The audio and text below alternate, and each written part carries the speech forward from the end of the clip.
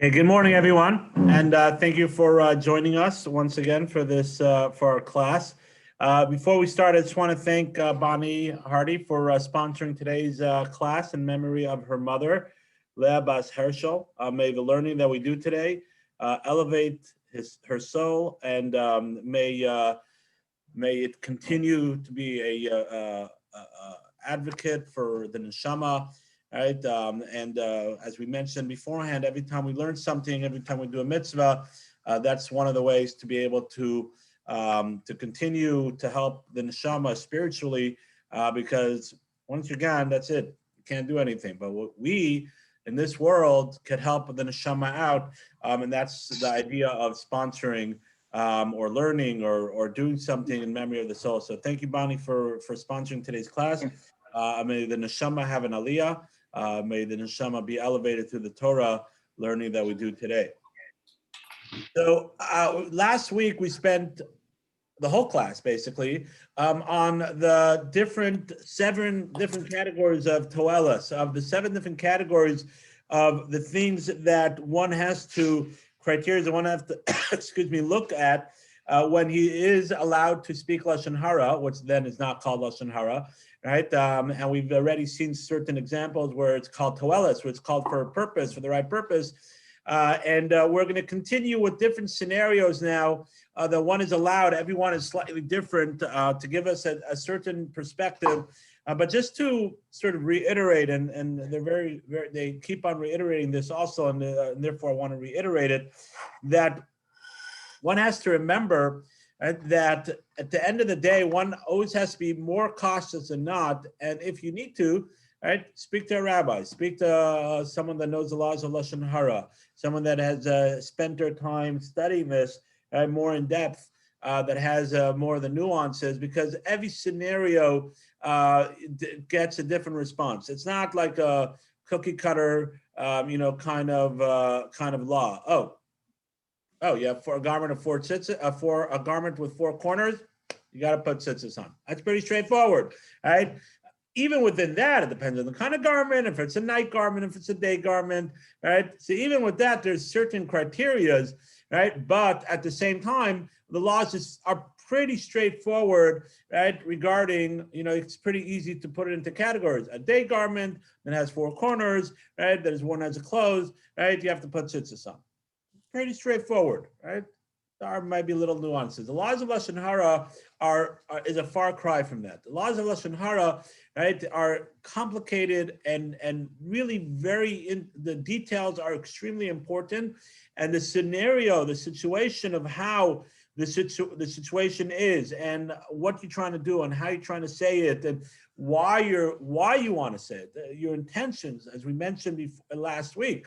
One of the things was your intentions. Why are you doing it? Are you doing it because you don't like the person? Are you doing it because you really want to help the situation?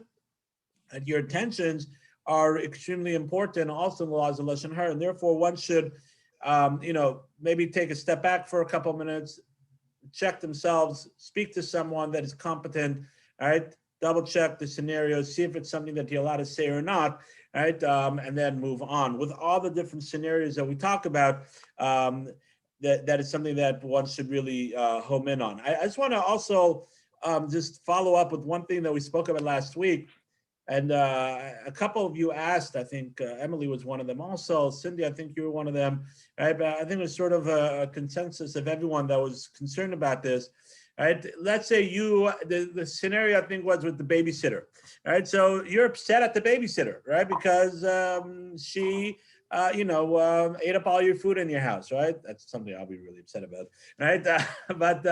Or left the house a mess, or invited some friends over, right? Not that God forbid your babies were in any danger at any time, right? Or your kids, right? But it just wasn't up to par, and you're upset, right? They're disrespectful to you when you came back, or when you came, and now someone else asks about them. As we said, one of the criteria is to make sure that you're not personally involved, right? It means you don't have that emotion.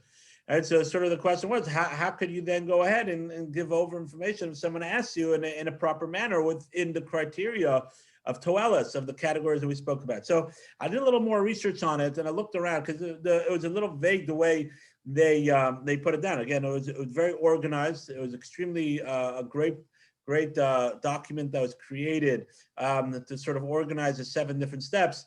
But I did a little more research, and sort of ties into what I was just saying beforehand.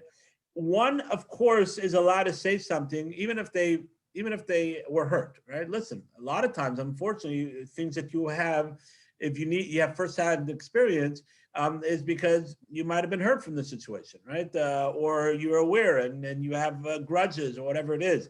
That is natural. We're human beings, right? What Chafetz Chaim is saying, what the halacha is, that you have to be careful, and this is even harder, right? You have to be careful that when you do give over the information, you're giving over the information not because of the grudge, right? But you're giving over the information because you want to help the other person out, right? Or you want to help this person out, right? So you have to really be honest with yourself, which is a lot of times hard, because we think we're doing the right thing, or really you have to talk it over and really be honest, right? But if you are doing it because of the right reasons, right? Not because of your grudge, not because you want to get them back, you want to end their career, right? You want to make sure they never babysit for anybody else, right? So if that's the reason, but if it's yeah, of course you have a grudge and you're not happy, but you're bigger than that, and you understand that people make mistakes, and maybe they'll grow up, and it's not for you to end their career and whatever it is, but someone asked you, right? So you're allowed to give information in a toelis way with other criteria, but it's coming from a genuine place. So that's sort of an important addition from last week that we have to remind ourselves. But again, as I said, sometimes that might even be harder, because as now it really depends. You really have to be honest with yourself, which between me and you is one of the hardest things that we ever have to do, right? Is to truly be honest with oneself, right? I'm honest with myself. Really? Let's be honest with yourself. You're not honest with yourself, right? Be it with your religion, be it with your emotions, be it with your relationships, be it with your potentials, right? 1,000,001 different things, right? So that's sort of just an addition to what we spoke about last week, and I hope that helps out this difficulty that we had. Not that I'm saying it makes it easier to deal with it, but at least it makes it easier to comprehend how you're able to deal with it. Okay, let's move on. So now today we will move back into the Sefer. We're on page 28, day 28, page 108, right? And we're moving on with another scenario of where you're allowed to say something. So the way the Chafetz Chaim puts it down, right? And I looked it up inside. Right, the way the Chafetz Chaim puts it down, right, is a scenario of ben Adam lamakom, right? And let's read it. Let's read it inside, right? I mean, let's look at it inside. What's this scenario? Your neighbor, right, is married to either he or she, right? Whatever way you want to do it, right? I've seen scenarios many times both ways. Right, it's a little moody, right, or depressed, or has anger issues, right, whatever it is, right, stingy to the degree where doesn't buy anything, right, or hoards everything, right, has certain character traits that are not the best. Right, in public, he or she, right, act good in public, right? But you know the truth because he or she has either told you or you've seen it in action. They're your next door neighbor, right? Or sometimes they tell you your problems. Right? You're allowed to hear his or her complaint. So number one, there's 2 parts of this. Are you allowed to hear the complaint, right? So this is something very common, right? It doesn't have to go to the extreme of, moody or things like that. But, let's be honest, right? Couples therapy is a thriving business, right? Unfortunately, right? But people have difficulties, right? And people that don't go to couples therapy are not holding on that level, right? But they talk to their friends, their coworker, right? Your buddy in shul, right? Whatever it is, someone your shopping buddy, your game buddy, whatever it is, right? you have someone that you talk to, right? And in certain ways, it's good because you're able to, let loose a little bit. The person's able to either calm you down or, sort of try to help you with the situation. So it's sort of like a therapist, right? Let's be honest. We're all therapists in one. Some are very bad ones, and you have to be careful who you actually give information to, right? Sometimes they'll give bad information, right? On a side note, right? But are you, as an individual, are you allowed to listen to that information that that person's telling you? That's question number one. Question number two, right? Now, the couple, I guess it didn't work out, right? They either went to couple therapy and it didn't work, or they didn't, and they got divorced, right? They got divorced, right? Now, someone right, begins dating the other spouse, right? Be it a guy, girl, doesn't make a difference, right? Starts dating the other person. May you tell him or her about the person's right? Right?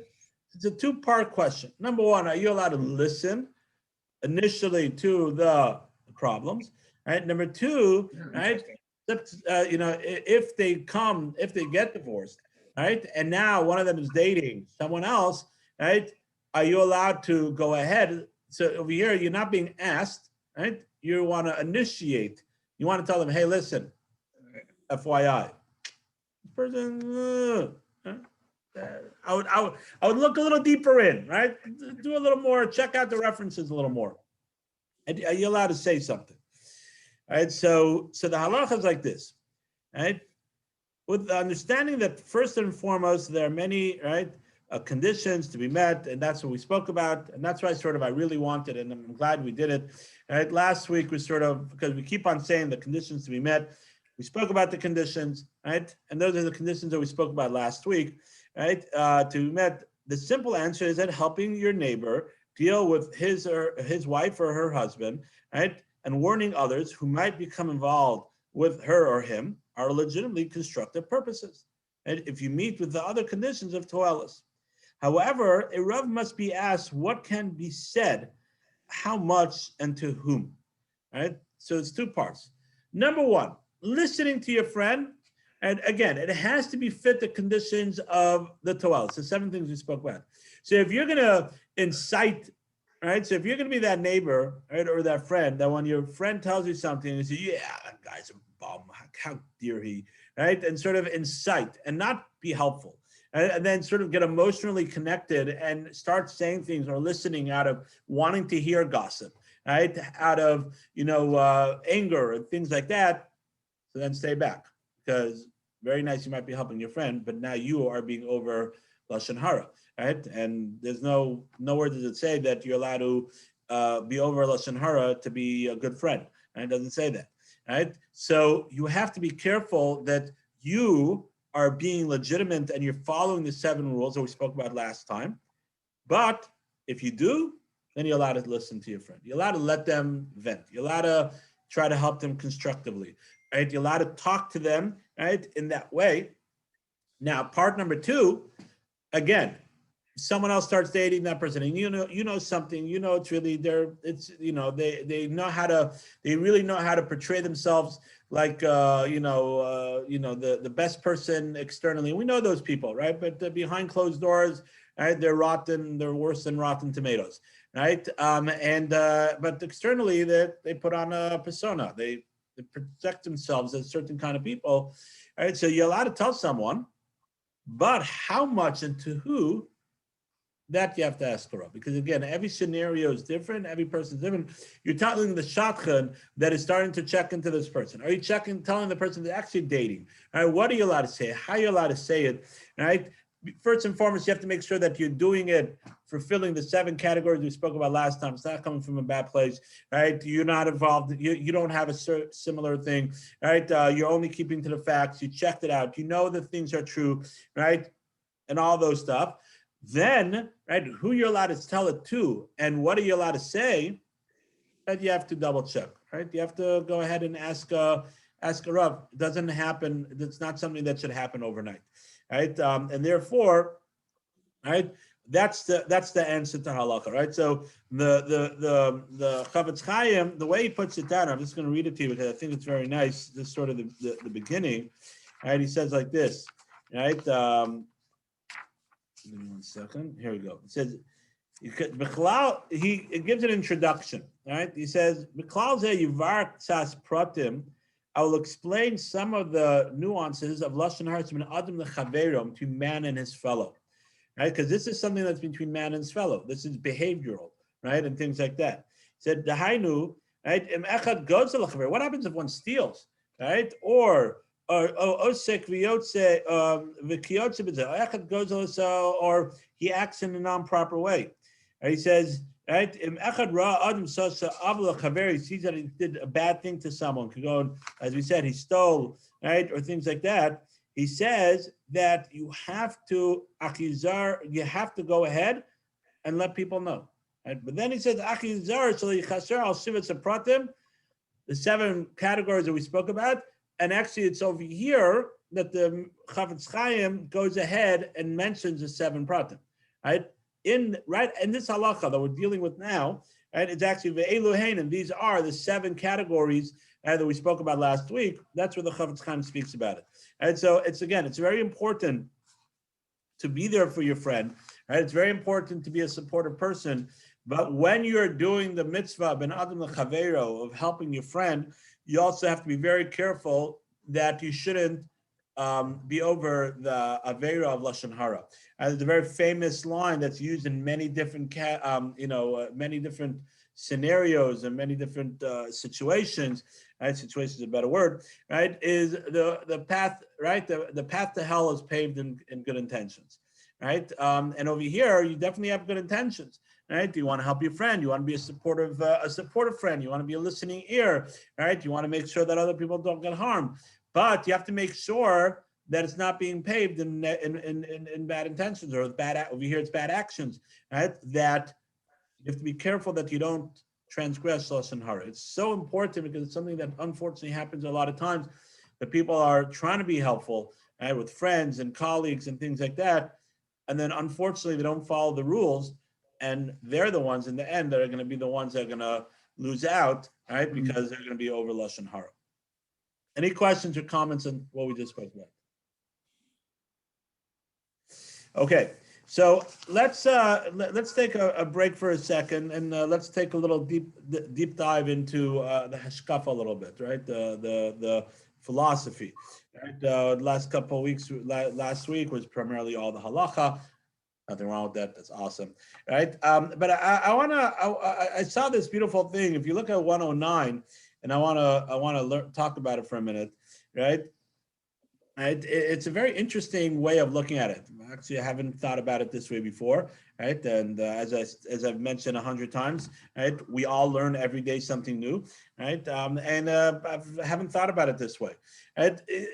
If you just go ahead and read through it, but I'll sort of just speak about it outside. We all know that if you find the lost object, right? I remember some kids found something here and they over and they put up a sign, and it was cute. I don't know if you noticed, probably you didn't because people haven't been installing forever, right? But there was a sign on the glass a little while ago, about a month and a half ago, right? Though whoever lost this thing, please contact. Right? So if you lose something and you find it, right? What do? You try to find the owner, but if you can't find the owner, you're not allowed to use it, right? You have to hold on to it, right? It's not yours to use, right? You have to hold on to it. This is something that we understand, right? Let's accept it. That's not ours. So says the commentaries that we have to look at other people, right? If we extend this idea, if we look at paragraph 2, if we extend this well-accepted idea into the realm of other people's names, activities, or personalities, we have the strong, right, counterforce to the urge of lashon hara. This idea comes into play, especially when we talk about our personal lives. How many times does someone ask, "Hey, how you doing?" "Oh my God, you know what my kids did last night?" And you know, my parents, my siblings, right? Even close friends, but usually our kids. Right? The kids are the brunt of it usually, right? We blame our kids for everything, right? So because our loved ones are the big part of our lives, right? And our happiness, we may find it difficult to answer what's new without disclosing other family members' personal information. For parents, how are you is often the answer with respect to our children. Nevertheless, our children's personal right? Difficulties are not the properties to share.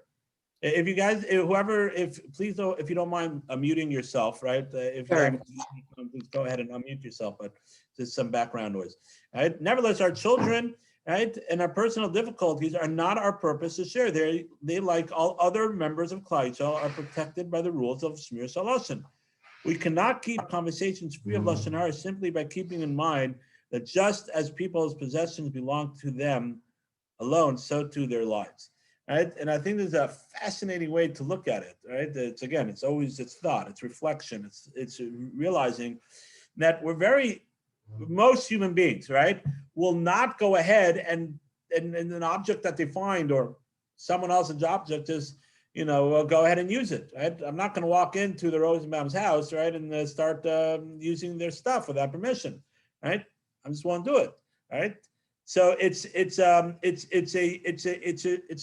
phenomena that most healthy human beings know.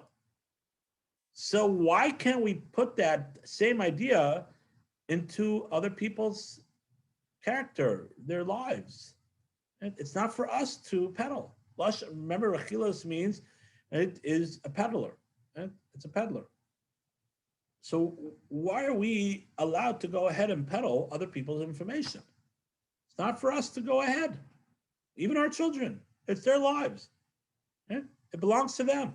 It's their possessions of their lives, not physical possessions, but their emotional possessions. They're who they are, the actions that happen to them. So it's an unbelievable thing to think about. And as I mentioned, I haven't thought about it like this before, right? Constantly learning new things, right? This is a really, a breakthrough for me, right? To really reflect on and realize that property is not the way we determine property as something physical, right? Something physical. But property is also other people, right? So let's say you walk around, right? Look at building within. Imagine that your dear ones have a trademark on their names. Right? Picture the little trademark symbol next to their names. The next time you want to speak about them, ask them, do I have permission to use this? Right? Have a trademark. Right? You can't go ahead and just sell something, right? That's not yours, right? You can't go ahead and ideas, right? Even ideas, right? If an idea gets patented, right? You have to get permission from that person, right? An invention or things like that. So imagine your children, your spouses, right, have a trademark on their name. They're patent, right? So you can't just go ahead and talk about them freely. Right? It's something very, very, very important to reflect on. Right? And I want to share this quote also, y'all can read it, right? But it's a very important. Respect for human dignity, right, is extraordinarily precious. There is no midah that is more precious, right? There is no midah that is more precious, right, than respect for other human beings. Right? There's no midah that's more precious. I spoke about there's a famous vart in this week's parsha. Right, this week's parsha. I've said this many times. Right, I was thinking of saying in the morning minute this morning, but you guys get a glimpse, right, ahead of time. Right, there's one of the halachas in this week's parsha. It's full of halachas. This week's Torah portion is Parshas Mishpatim. Right, and there's many halachas, many halachas dealing with animals, actually dealing with finding lost objects. Right, that's one of the halachas in this week's parsha.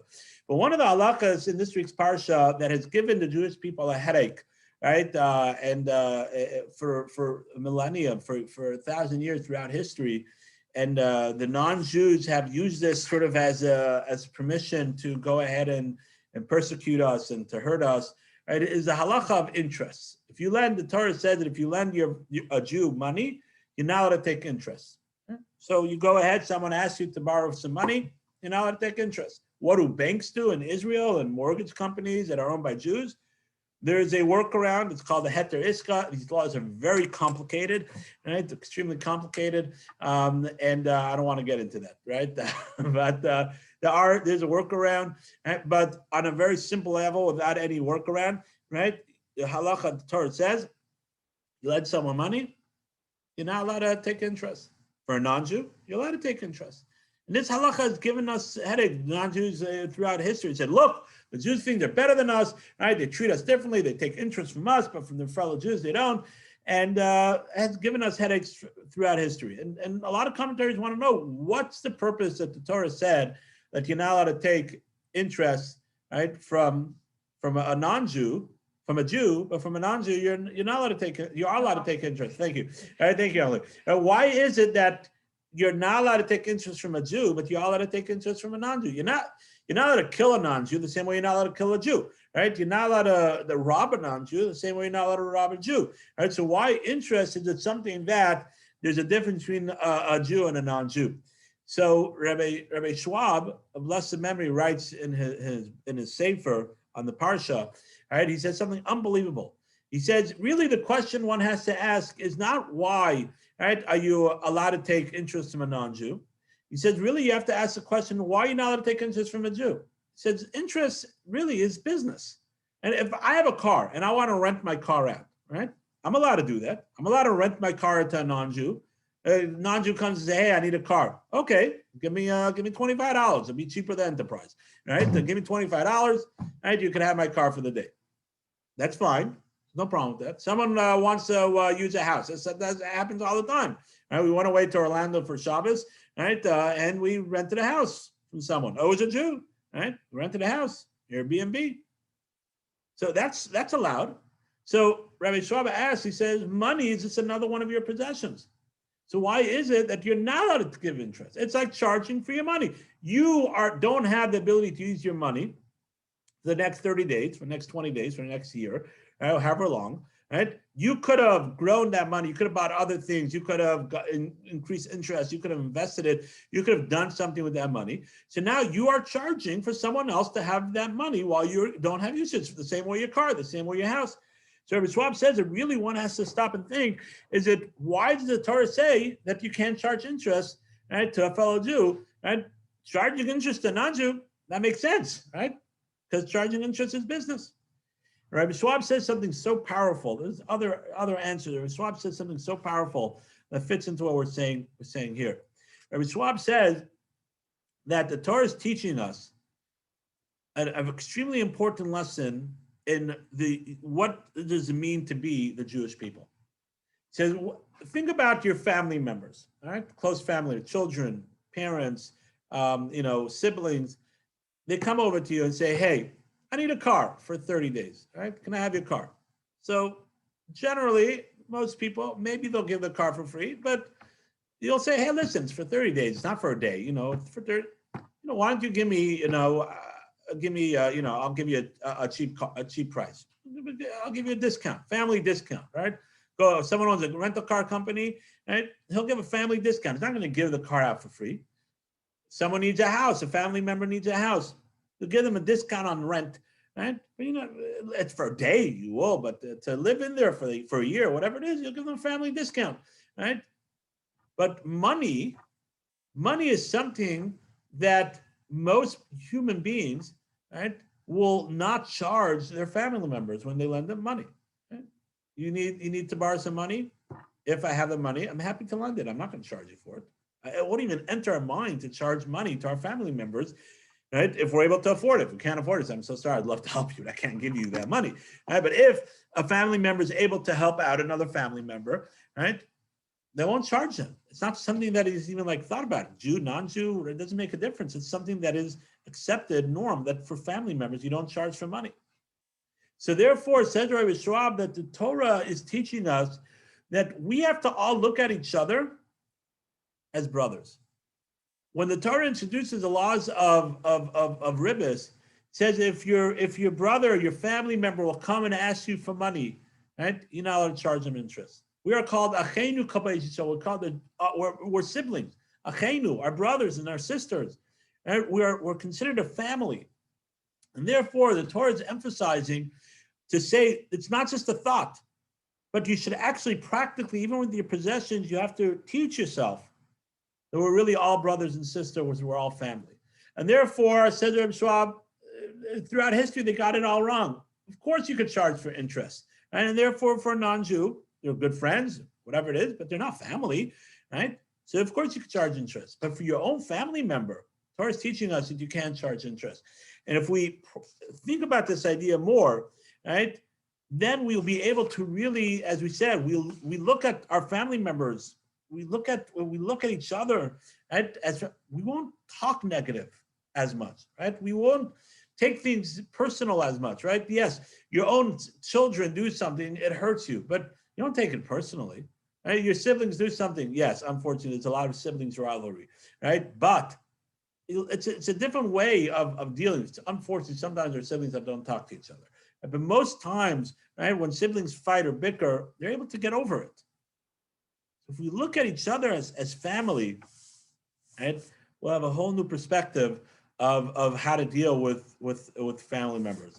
And I want to say one more thing, right? That's one idea. It's extremely important to reflect on, and the concept again of what ribbis represents, right? And I want to home in on one more idea, because we'll if we have time, we'll do one more halacha. If you turn to page 111,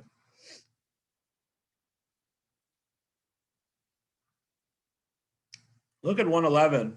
Right? The Vilna Gaon says, the last paragraph, and it's really, the whole paragraph is a beautiful paragraph, right? Right.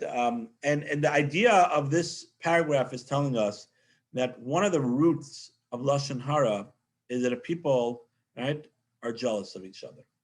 Right? One of the roots of Lashon Hara is that we're jealous. And why would I talk about someone else? Because believe it or not, me jealous of someone else, I'm not. But deep down you are. You're insecure with yourself, right? And you're jealous of someone else, right? You're jealous of your spouse. You're jealous of your, believe it or not, you can be jealous of your children, right? It is a thing. People that me jealous of my children, am I crazy? Yes. Why? You work your off and you try and do this, and now they have it all easy, right? You put all your effort in, and this, you're happy for your children, and you're happy that you're able to do this for your children, but there's a little jealousy, and therefore when something happens, it's easy for you to talk negative about them, to sort of, they're all spoiled, and the children are all spoiled, right? It's your way of compensating, right, for your lack of self-esteem or your jealousy of your children. That you have to go ahead and, they might be spoiled. It's your fault, right? But right, also, right, it's not for everybody to know that they're spoiled. You have to deal with it. But by you talking about it, right, it's because there's a certain level of jealousy.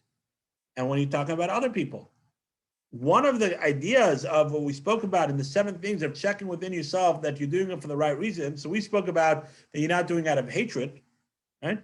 Also, you have to make sure that you're not doing it out of jealousy. I don't hate the guy. I don't even know the guy so much. He's a dumb, but I've seen him speed so quickly, right, down the street, right? But it's not affecting you, right? But there's a little jealousy. Look at his car. You love his car, right? Right? His car is the coolest car. So you're a little jealous of his car, right? Or whatever it is. You're jealous that he has 3 cars, whatever it is, his family. So you find something that you're a little negative and you go and explore it. It's not because you're upset at the person. It never did anything to you. So that idea of checking within yourself to make sure it's for the right reasons, not only because the person hurt you, but it's also, one of the things is to make sure you're not jealous. That's what the Vilna Gaon says over here. The Vilna Gaon says that our ability to be sincerely happy for others is directly linked to the ability to be happy in our own lives. Envy destroys our happiness and sense of well-being. On the other hand, the more others' good fortune lights up your heart, right? The lights and the brighter our hearts and our words will be, right?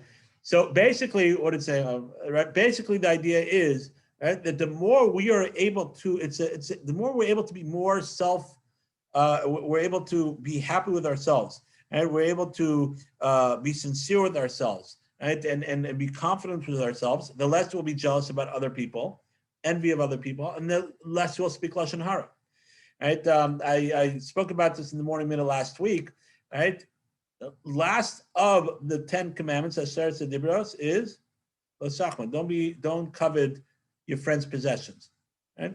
Don't be jealous. Don't be jealous of his house, his cattle, his different possessions. Right? right? Whatever it is, right? The Torah goes and lists a whole bunch of different things. Right? The Torah doesn't say don't kill Ruvain, don't kill Shimon, and the Torah doesn't say don't steal the person's horse and the person's house and the person's car. And when it talks about jealousy, the Torah goes ahead and lists many different things, right? So number one, why is jealousy, we ask, isn't the Aseret Dibros? Right? Okay, it's a bad thing, but it's like killing, it's like believing in God, right? It's like Shabbat, right? And number two, right, we also ask is why does the Torah list all these different things? And jealousy also, right, is an emotion. So how can we take care of our emotions? Right, so we answered, and it fits right into what the Vilna Gaon said. We answered that yes, we could control our emotions, and because the more we believe that what Hashem gives us is ours, the more we believe that what Hashem gives us is best for us, the more we build our, as the Vilna Gaon says, our self-worth. We believe in ourselves, and how do we do that? We do that by realizing that whatever Hashem gives us is for our benefit, and as we said, there's this idea that the 10 commandments, the first one correlates to the last one, the second one correlates to the second last one, right? And Shabbos and Kibbut Avayim correlate to each other, right? So what's the first one? Anochi Hashem Elokecha, I'm Hashem your God. The more we build Anochi Hashem Elokecha, I am Hashem your God, and realizing that everything Hashem does for us is for our benefit and gives us is for us, the less envy we'll have, the less jealousy we'll have, right? And therefore the two things correlate. And that's why it's in that search of difference, because really jealousy, if you really think about it, that's not an emotion. It's the root of jealousy, the root of envy is a lack of faith in Hashem. That's really what it is. So therefore, it's in that search. It's one of our core values. By being jealous of someone else, really is, the root of that is really our lack in emunah, our lack in belief, our lack of thinking that really God knows what's really best for us. And if we build that up, then we'll have less jealousy. We'll be happy within ourselves. We're happy within ourselves. We don't need to talk about other people that much. Right? We don't need to talk about other people at all. So if we work on this, right, these two ideas, number one, realizing that we are siblings, we are family members, right? To the extent that the Torah even said halacha, you're not allowed to charge interest. It's a business transaction. The Torah is trying to teach us that we're family, and therefore families don't charge interest to each other. Number two, the Aseret Dibros, the last of the Aseret Dibros says, don't be jealous. The idea is that it's a lack of belief in God. And the more we realize that everything we have is from Hashem, the more we'll be happy within ourselves. The less jealous we'll be, the less we'll speak about other people. As the Vilna Gaon says, the more you're happy with yourself, the less you'll be jealous of other people, and then the less you'll speak about other people. But these two core values, right? Hopefully this will help us also curve the tide of having to speak about other people all the time in a negative way. What's that? Craig, I see you have your hand up. Yeah, thank you. Very powerful stuff. I had a question though about the aspect of competitiveness, because I guess for me sometimes, like for sports, for example, you don't realize maybe your capabilities, but when you look at other people and see what they can do, whether greater or less, that can be used as a motivator. Is that considered negative? Because you're trying to make yourself better, but you're comparing yourself, so maybe there's an aspect of jealousy doing that. I didn't know. Okay, so very good question, right? So if you are you're not looking at negative stuff, right? You realize that you have a similar issue, and therefore you're using that as an avenue, right, to be able to build yourself up and to strengthen yourself, right? Because you sort of say, hey, look, right, that person is really lazy, and look, they haven't really done anything with their lives, right? And they're they're just stagnant in their spirituality, they're stagnant in their financial and their relationships and things like that. So not, God forbid, to put the other person down, but to sort of think that, to be able to motivate yourself and say, hey, I need to be better, right? I need to work on myself. I have to make sure that I'm not lazy. I have to put myself out there. I have to be bold. I have to, go out and take on things that even though I feel uncomfortable about, right? So then that's utilizing it in a proper way, but not talking to other people. Say, you see that person, he's lazy and blah, and look, he's not nothing with his life. You see, he did nothing with his life. you better not be like that. Right. Right. You're not allowed to do that. Right? But for yourself to think about it and to reflect and say, I don't want to be like that. Right. So then, and to motivate yourself, yeah. So that's you're not speaking lashon hara. You just sort of motivating you've seen something. Reality is that's how it is, right? And you reflected it inside of yourself, and you're telling yourself you don't want to be like that. So that's fine.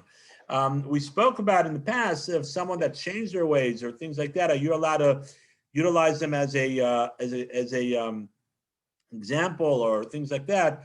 We spoke about that in the past. You have to speak to the person, and you have to get permission if it's something that people don't know. Just because you're utilizing someone as a now a good role model, but the way they change, that doesn't give you an excuse to say what they've done bad in the past, right? If it's not common knowledge, right, or if it's not something that they themselves speak about. For example, like we had Nissim Black here, right, and he spoke about his days as a gangster, right, and that's something that he speaks about to motivate other people and to change, right, and so he himself is utilizing that for something positive, right? And he himself speaks about it, right?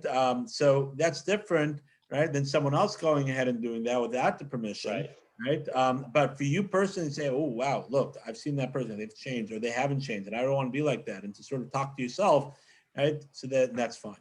Emily, you had a question. Oh, and yeah, but I wanted just one thing about what Craig said, that also, like, if you look at someone else who's really achieved something great, let's say like spiritually, whatever it is, it's healthy to be jealous of their achievement, and that you're going to motivate yourself to, like, it's a good thing to look at that person and be like, I want to be like that. Right. So just to repeat what Emily said, there's a concept called kinus sofrim marbatorah. The jealousy of sofrim, of people that are learning, brings on more Torah, right? Because if you see someone that is doing something good, right, and sort of to be jealous of what the person is doing and try to emulate that and to grow and to be like that, that's a proper way of doing things, right? So like we spoke about many times, all midos, except for gaiva, except for haughtiness, the Rambam says one has to be in the middle road, right? So even jealousy, right, if it's done for being jealous of someone that is doing something good, right, and not because you resent them, but on the contrary, you want to be like them, right? So then that's a positive way. If you resent them, so that's negative, right? But if you want to be like them and you want to learn from them and say, wow, look, they changed their lives and you could be, I could change my life. Rabbi Kiva, right? He started his life at 40 and look what he's become. I could be like that, right? And sort of, I could grow. I might not be able to be a Rabbi Kiva, but it's never too late, right? Or something more practical, a friend or a colleague or someone that you know that's more like you, right? Not Rabbi Kiva, right? But so that is a positive way. Or you see someone that is taking on a certain mitzvah or growing in a certain way, or doing charity or helping out or volunteering, and you want to be that way. And very good. It's called kinus sofrim marbatorah, the jealousy of sofrim, of the books, right? Of learning brings more Torah, right? And that's the proper way, as long as it's for growth, not for resentment. Now, what was your question? So I didn't totally understand why you were saying the Torah. It's all the, like, don't be jealous of this. So what was? Right. So very good. So okay. So I didn't answer that. Very good. So Emily's asking. I didn't. She's pointing out that I answered why why jealousy and not coveting other people's possessions is in the Aseret Dibros, what the root of is. But why does the Torah go ahead and list different things where it doesn't do by other things? And the commentaries explain is because the jealousy is something that's an internal thing. Killing someone, stealing, right, is not an emotion. It's a physical thing that you're doing. So you take someone else's possessions. It doesn't make a difference what it is. It makes sense, right? You take someone else's things. That's stealing, right? Not keeping Shabbat is not keeping Shabbat. It's a physical thing that you're doing, right? But emotions are feelings. So you could say, well, maybe big things like someone's house, but come on, they're cow Betsy. Like I can't be jealous of having a cow Betsy, right? Or whatever it is. So the Torah is trying to list different things, and it doesn't make a difference what it is, whatever, how big the possession is, whatever it is. Or Torah also says a person's spouse, right? That it doesn't make a difference. It's someone or whatever it is, right? The Torah is emphasizing that the emotion doesn't make a difference what it is, right? And therefore it elaborates on that. Any other questions or comments? Okay, thank you everybody for joining us. Again, a very big thank you to Bonnie for sponsoring today's class in memory of her mother, right? Leah Bas, I have to look it up. Leah Bas Herschel, right? May it's be a Mele Yosher, the learning that we do today, and again, elevate the soul. And a big thank you. And if anybody else wants to ever sponsor a class or a morning minute or something, please let me know. All right, there's many opportunities. And again, wishing everyone a beautiful day. Thank you.